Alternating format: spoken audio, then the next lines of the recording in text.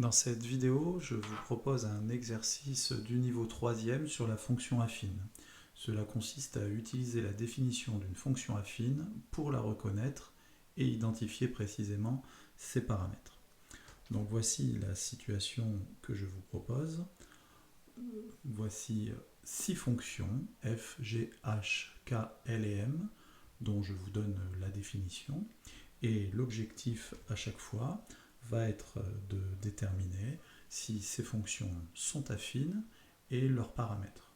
On se posera ensuite une seconde question pour calculer l'image de moins 1 par chacune de ces fonctions, histoire de voir comment on peut travailler avec elles. Alors commençons par la fonction f. F de x égale 3x plus 4. Donc je vous rappelle qu'une fonction affine, c'est une fonction qui vérifie la propriété suivante. Elle doit s'écrire sous la forme ax plus b, où a et b sont des nombres connus, et x est la variable qui concerne la fonction. Donc, bien évidemment, nous voyons que la fonction f proposée ici, sous la forme 3x plus 4, eh bien, il s'agit bien d'une fonction affine dont le paramètre a est égal à 3 et dont le paramètre b est égal à plus 4 ou 4. Donc f est affine. Occupons-nous maintenant de la fonction g. Alors la fonction g s'écrit sous la forme 5 moins x. Alors sous cette forme-là, on n'a pas tout d'abord le sentiment qu'elle est de la forme ax plus b. Cependant, il suffit de réordonner cette écriture en commençant par écrire moins x et plus 5 pour commencer à se rendre compte qu'elle peut ressembler à une fonction affine. Et pour finir de nous en convaincre, il suffit de se souvenir que moins x plus 5, le moins devant le x, veut tout simplement dire moins 1x plus 5.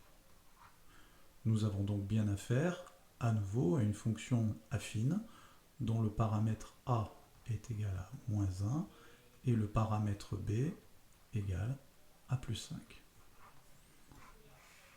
Cela répond à la définition. Je vous propose de continuer avec la fonction h. Donc la fonction h s'écrit x divisé par 6 moins 5. On a le sentiment que ici le a est en multiplication par x et là x est divisé par 6.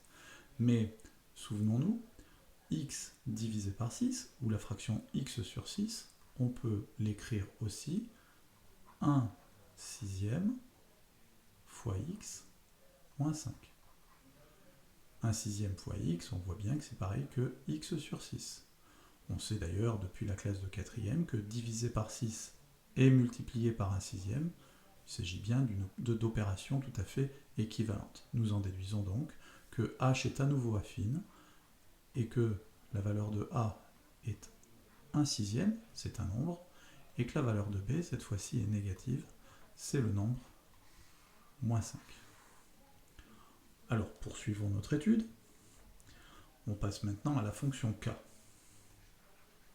Alors, la fonction k de x, c'est une fonction un peu spéciale, puisque, obstinément, quelle que soit la valeur de x, elle répond 10. On dit que c'est une fonction constante. Alors, est-ce que la fonction constante est une fonction affine ? Bien, une petite manipulation permet de se rendre compte que oui, parce qu'en fait, la fonction constamment égale à 10 peut s'écrire 0x plus 10. 0x, quel que soit le x que l'on choisit pour calculer l'image, bien 0 fois x va nous donner 0, et on voit bien que c'est une fonction affine, que la fonction constante correspond à une fonction affine dont le paramètre a serait 0 et le paramètre b serait le nombre plus 10. La fonction L, elle s'écrit 0,6x.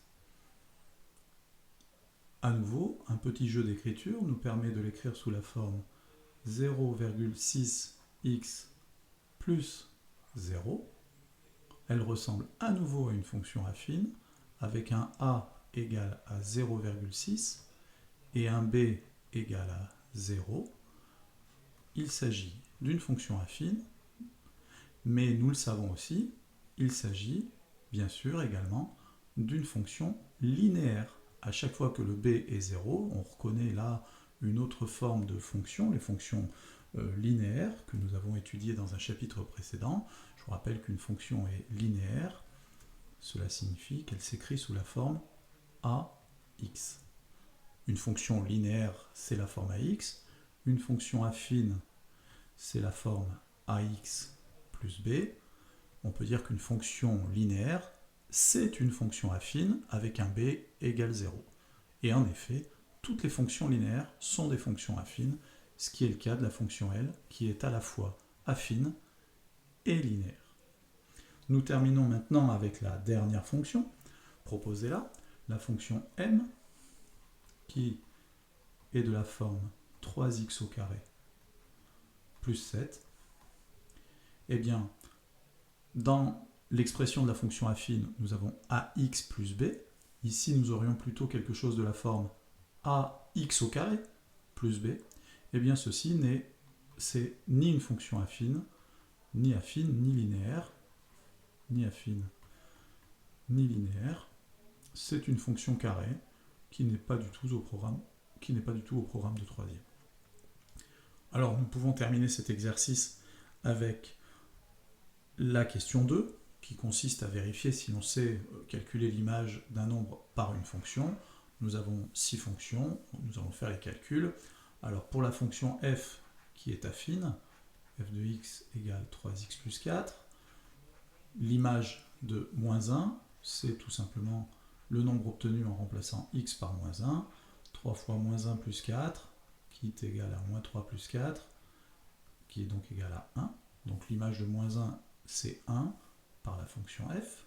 Par la fonction g de x vaut 5 moins x. Donc je remplace x par moins 1.